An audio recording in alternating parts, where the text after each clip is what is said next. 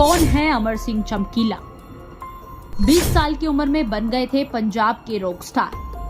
330 दिनों में करते थे 411 प्रोग्राम्स। 27 साल की उम्र में बदमाशों ने कर दिया था बेरहमी से कत्ल। 36 साल बाद भी नहीं पकड़े गए चमकीला के कातिल। 1990 के दशक में अपने गानों से लोगों के दिलों पर राज करने वाले सिंगर अमर सिंह चमकीला पंजाबी म्यूजिक की दुनिया में सबसे पॉपुलर सितारा थे।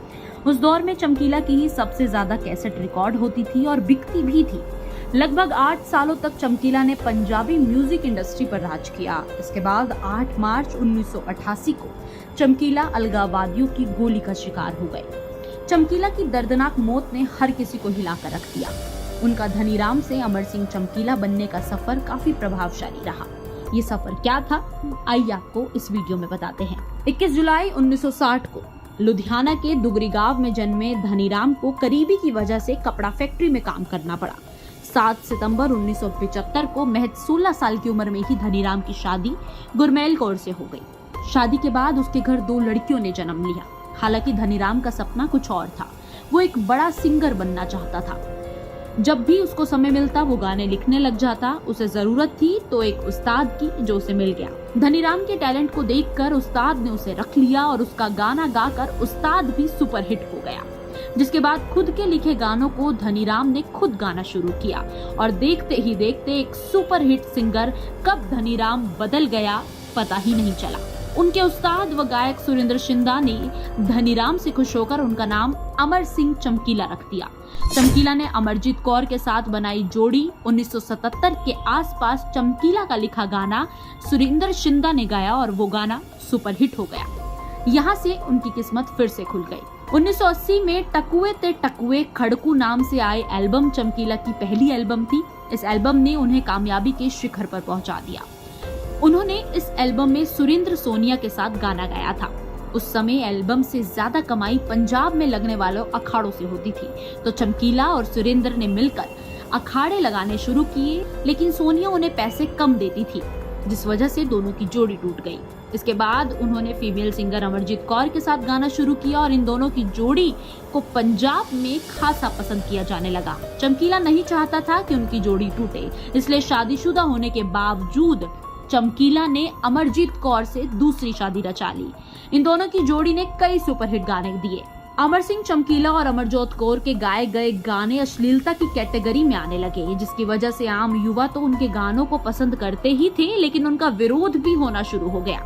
पंजाब के बाकी सिंगर्स का काम लगभग ठप हो चुका था। उस समय पंजाब में अलगाववाद का दौर था।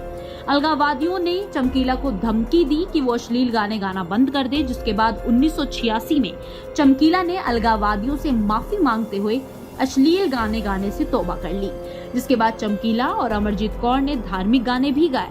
उनके गाए 21 के करीब धार्मिक गाने काफी फेमस हुए, जिनमें बाबा तेरा ननकाना और तलवार में कलगीधर दीहा जैसे धार्मिक गीत शामिल हैं। चमकीला के गाने पर नाचने लगी श्रीदेवी। चमकीला का क्रेज ऐसा था कि उनके गाए गानों की वजह से पंजाबी फिल्में हिट हो जाती थी। 1987 में पंजाबी फिल्म पटोला में चमकीले के गाए गाने पहले ललकारे नाल मैं डर गई काफी मशहूर हुआ और इस गाने की वजह से ये फिल्म सुपरहिट हो गई थी। उसी वक्त की बात है जब चमकीला एक शो के लिए कनाडा गए थे। इस शो में बॉलीवुड एक्टर श्रीदेवी भी मौजूद थी। चमकीला ने स्टेज पर जब ये गाना गाया तो श्रीदेवी भी अपने पैर नहीं रोक सकी और उनके गाने पर नाचने लगी। चमकीला की बढ़ती शोहरत के बाद अब उन्हें फिरौती के लिए धमकी भरी चिट्ठियां आने लगी। कईयों को तो पैसे भी दिए गए। चमकीला को मिलने वाली धमकियों की वजह से उनके साथी कलाकार भी उनका साथ छोड़ने लगे। चमकीला ने कहा, चिंता मत करो, जिस गोली पर मेरा नाम लिखा होगा वो गोली आखिर मेरे लिए ही आएगी। उनका कोई नुकसान नहीं होगा क्योंकि सिंगर तो मैं ही हूँ ना। 8 मार्च 1988 AK-47 से हुई गोलियों की बौछार। फिलौर के पास महसमपुर गांव में 8 मार्च 1988 अमर सिंह चमकीला का अखाड़ा था। दोपहर के 1:30 बज रहे थे। जैसे ही चमकीला और अमरजीत कौर अपनी गाड़ी से उतरे, उन पर AK-47 से गोलियों की बौछार कर दी गई। गोलीबारी में पहले अमरजीत कौर और फिर अमर सिंह चमकीला की मौत हो गई।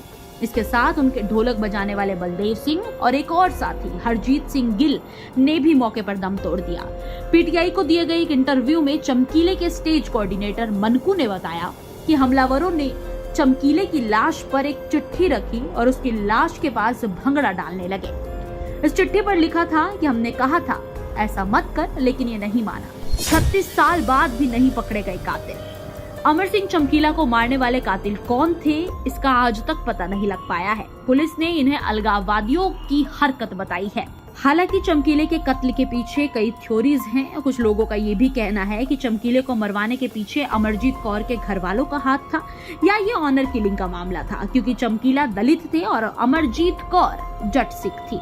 चमकीले के मैनेजर कुलविंदर कुक्की ने एक इंटरव्यू में इस बात का खंडन किया और बताया कि दोनों परिवारों की सहमति से ही अमर सिंह चमकीला और अमरजीत कौर की शादी हुई थी। कुछ लोगों का मानना है कि चमकीला के अश्लील गानों से वो अलगाववादियों के निशाने पर थे। वहीं कुछ का कहना है कि चमकीला की मौत का असली कारण था कंपटीशन।